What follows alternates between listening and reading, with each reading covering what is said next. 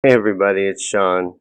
I thought we'd do a little show on this channel about conspiracy theories. Like just talk about conspiracy theories. I love conspiracy theories. I really do. I love to watch good conspiracy theory documentaries on YouTube. I seek them out. And you run out of topics sometimes. So I always am looking for new ones to look at, but I will talk about some of the ones that I've been more interested in and the ones that I've spent more time looking at and see if any of that jives with stuff that you guys are into looking at. I don't seem to have the bandwidth to pull off video. I'm going to try and stay really still and see if I can keep that. Oh, I got to pop up. My computer has got viruses. Everything's horrible here. I'm trying to improve the situation. I wanted to see if I could pull off video on YouTube, but it doesn't look like that's going to work. Maybe I can just have my picture be smaller and the logo be larger is probably what I'll do. But if you're here, which nobody is yet, I'm going to go ahead and babble until somebody does show up. Let me play a little music. See what I got here. I don't even know, really. But, so, let's just see if I can invite some people over. And, I'll invite some people from Facebook and see if we can get anybody to show up. The music you're listening to was made by me on a music app. I'm trying to be professional. I want to be professional.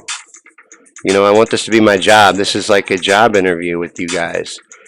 And every time that's what this is. I'm getting ready to put up a link on all my videos to my Patreon as soon as I figure out how to get my Patreon set up. And I'm going to set up different events on like Kickstarters and GoFundMes to do these things I want to do, to be able to do the activism and the journalism that I want to be able to go do for this channel. And I want to be able to go to these places. I want to go to Flint. I'm trying to line something up, a way to get to Flint, and I want to stop at Gary, Indiana on my way there. I also would like to do other things. I wanted to go to the People's Summit, and if I could find a way to go, I'll still go. There's 2 more days. But my dumbass thought that it was the weekend that we're doing the vigils for Seth Rich, which is July 10th. If you didn't know about that, there'll be nationwide candlelight vigils for Seth Rich on July 10th. Find your local event on Facebook. Just search events, Seth Rich, candlelight vigil, etc. You know what I mean? Until you find something. But anyways, what was I saying? Oh yeah, the Seth Rich vigils. So those will be on the 10th of July. And we're trying to organize one everywhere we can. If you want to organize one on your own, go ahead.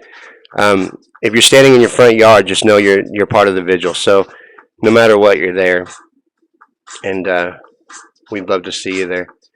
So let's see. I was going to talk about conspiracy theories. Let's start with one. I don't see anybody here talking, so until I get a question, I'll just talk about ones I like. One that I was talking about with somebody on Facebook last night, in a similar thing to this. I was doing a tryout of this type of show and seeing if anybody would be interested in it. And me and this guy Shawn had a good conversation, and it brought up one of my favorites is the Titanic. I don't know if you've heard this one, but it's that the Titanic that sank it to the bottom of the ocean wasn't really the Titanic, that it was the Olympic. See, the story behind this is they knew they were going to sink the Titanic. That was already going to happen. That had to do with some people that were going to be on the Titanic that they wanted to kill, that were against the central banking system. The Federal Reserve was getting ready to be set up, and they were against that. These people wanted to stop it, so they wanted them dead.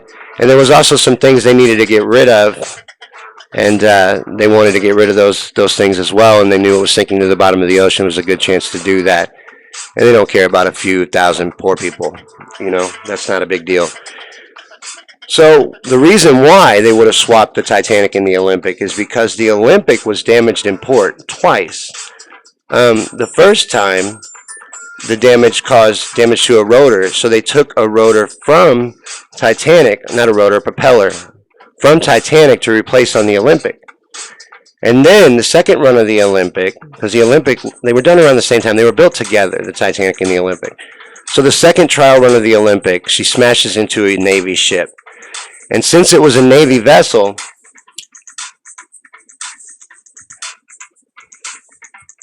the Navy deems Olympic completely at fault. So now they have a ruined ship that they are going to take a bath on. They cannot claim it on insurance. The Navy has decided it's their fault. There will be no compensation for the Olympic. It's done. And it's really damaged. It almost needs to be rebuilt, really, to be safe, to be perfectly safe. So, what this theory explores is that what they did is just, take the nameplates off of the Olympic and put them on the Titanic and switch them, and then patch up the damage enough to get it out to the ocean where they were going to sink the Titanic anyway. And now they'd be able to claim it on insurance as the Titanic, and then they got a perfectly good ship back at port for the Olympic because nothing happened to the Titanic. There's a really good documentary on YouTube about that. I wish I knew the name of it. I'll try to link it in the comment section later on. But it's very compelling. There's a lot of interesting points and interesting observations and facts about that evening that make you think, hey, this could be. And plus, the insurance angle makes makes a whole lot of sense to me because rich people are fucking crooked. That's the way they got money. That's the way they keep money is by insurance manipulation, bankruptcy, things like that.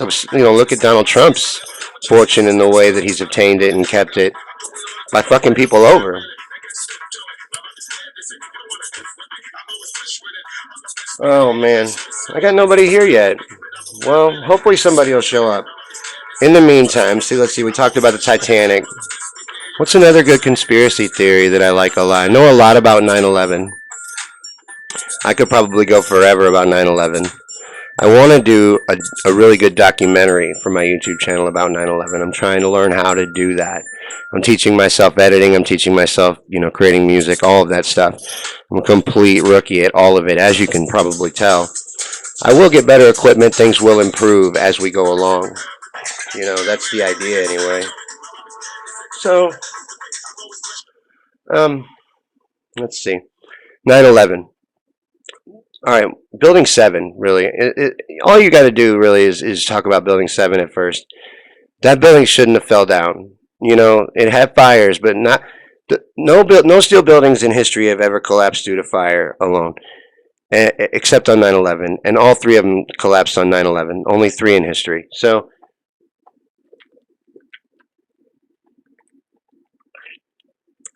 sorry about that. Those first two, they were hit by a plane. So you could buy up the story or whatever of what happened, and if you want to believe that, you could. It's plausible enough, I guess, if you want to, that there was some kind of pancake collapse that, however, that happened to defy the laws of physics, defied the laws of physics, and that all happened that way. And we can ignore all the other evidence, but what in the hell brought down Building 7? What brought it down? What brought it down in controlled demolition fashion? It's not that don't act like it fell over a week and when like pieces fell off of it or part of it was still standing. It fell to dust just like the other two. So in free fall speed. So how did that happen? You got Larry Silverstein on video claiming that they pulled it because the fire department had such a large loss of life. He says that on video. So they pulled it. Pull is a demolition term. It means to demolish a building, bring it down into its own footprint. Exactly what happened 3 times on 9/11. So if people want to ignore the first two, how in the hell do you ignore 7? 7 should not have fell down. What? 3, 4, 5, and 6 all took massive damage. So did the hotel across the street. None of those buildings collapsed. They all had fires and massive damage. Huge beams were cast into these buildings. Don't fuck. It's ridiculous that Building 7 fell to dust, just like the other two. Concrete cloud and everything. I forgot what the name for that kind of cloud is. But only explosions cause those clouds. And so whatever. You want to believe there's no explosions in the first 2 towers, there's explosions in 7. And if 7 matches the first 2, then they were all demolished. And if you don't know how that would be possible, I suggest you start looking into it. And I would start with 9/11 loose change. 9/11 loose change and 9/11 in plain sight are both excellent starting points for 9/11. If you want to get into it, you can go deeper from there. Zeitgeist is good. I don't like the beginning part because it shits all over religion, which I'll get into that, I guess. That'll be another conspiracy that we talk about right now. I believe that our country is ran by a satanic cabal. The Illuminati is a real thing. They may not call it that, but that's as close as we can get to it. That's what it was called way back when it first started. And all your forefathers were part of it.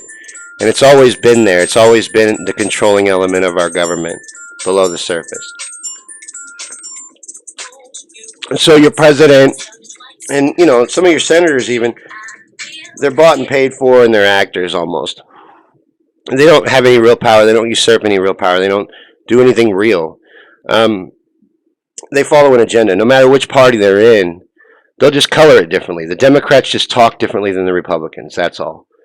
The Republicans have the gall to tell you to your face that taking these benefits or these things away from you, that a lot of it they shouldn't even be touching to begin with, like Social Security, is in your benefit.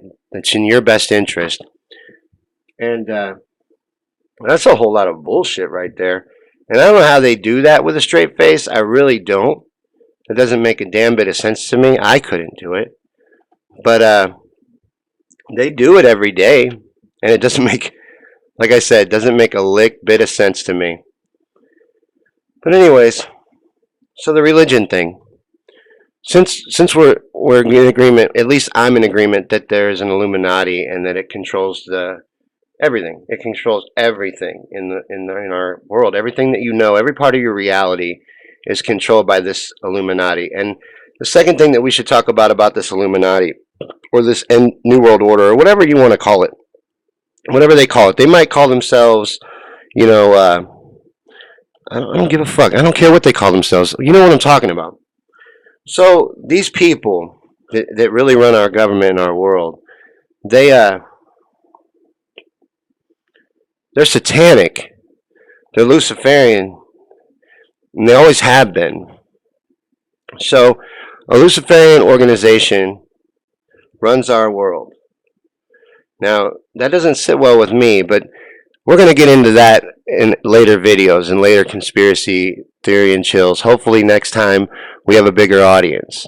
I might come up with a regular time for this show. If you like it, comment below what a good time to do this would be.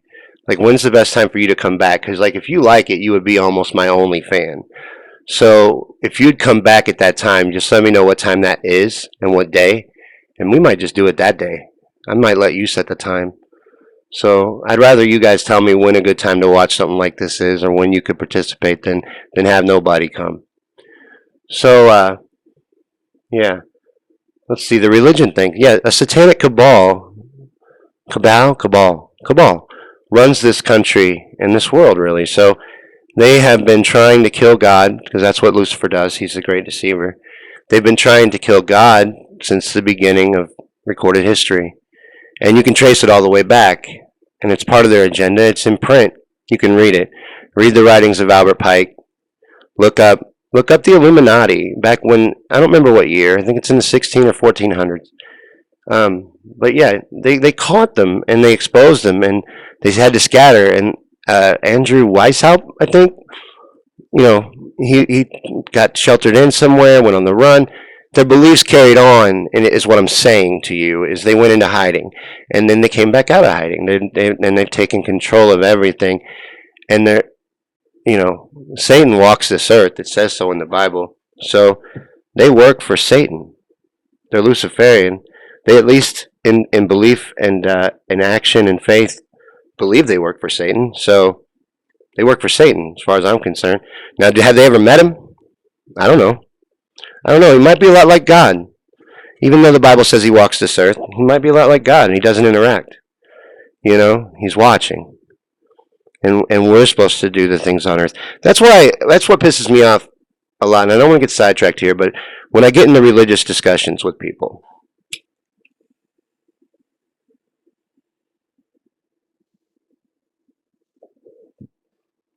the thing that really makes me mad, well, there's a lot of things that make me mad when that happens. A is because, for open-minded people, and most atheists are very open-minded. I have a lot of atheist friends on my Facebook. And let me add this just at the beginning. If you are an atheist, I completely respect that. I even understand it. I have problems with my faith. I'm not going to say I don't. I'm reasonably intelligent, so it would be kind of stupid for me to say that I unquestionably believe it.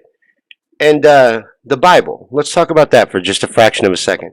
It's been modified. It's been fucked with. So no, I don't put much weight on the Bible. I get the gist, you know, and my faith is based on feelings, which is where it should be based anyway.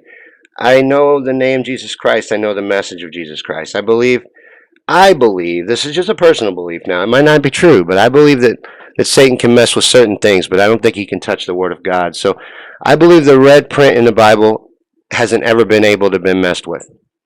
I could be wrong. I'm wrong a lot, but I don't think so. It's consistent. Now, some of the other stuff around it does not match.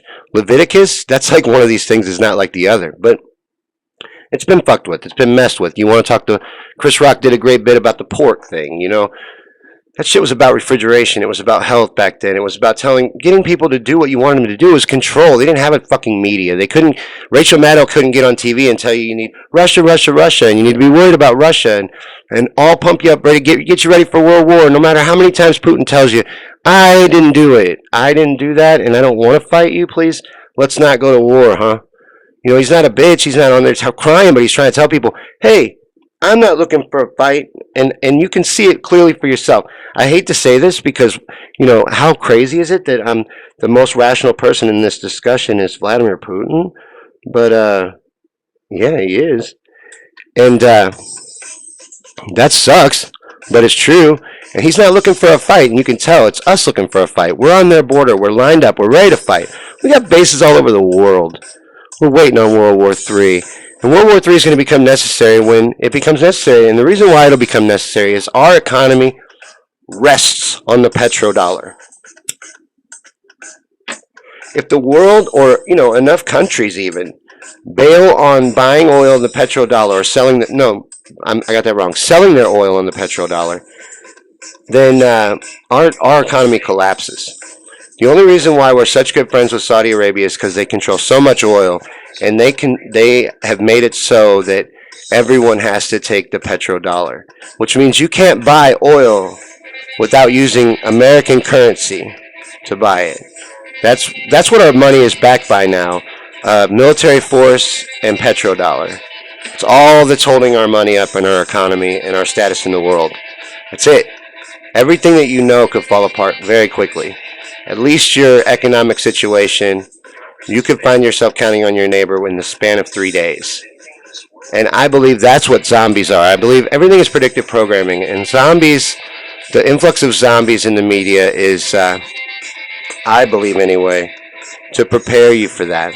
Because it's not going to be zombies coming after you, but people are going to be going after each other. There will be that kind of thing because once you start starving and running out of resources, you're going to go take it from somebody else, and you're also going to form bands of survivors, and it'll get really ugly. Things will get primeval in the span of a couple months. Watch The Walking Dead and replace the zombies with starving people or desperate people. It gets a lot scarier, you know. But I think I've went on long enough. This has been Conspiracy Theory and Chill. When I get a regular time, I will announce it. I'm sorry that I didn't have one ready. That actually kind of sucks. But next time I hope to. And I'll announce the regular time. And next time, hopefully, a lot of people will be able to come here and talk about some conspiracies. Because I don't want to just talk about my favorite conspiracies. I want to talk about your favorite conspiracies as well. So, yeah, thanks for coming. If you came late to this, go ahead and comment. I watch these. I got OCD, so I'm gonna watch it 50 times and analyze it. So I'll see your comment and I will communicate with you. I want these shows to be interactive. So next week when I'll announce a time, and next week when we do this, talk about whatever you want. Bring up a conspiracy theory, and I'll search it on my phone while we're talking if I don't know anything about it. But I know about a lot of them. I love doing it. It's my hobby. I watch a ton of it. So I'll be back here next week. I'll straighten out some of these technical difficulties. Thank you so much for watching if you were here. and are watching it later. If you came later, thank you too. You're still important. I love you guys. And share, please, and subscribe.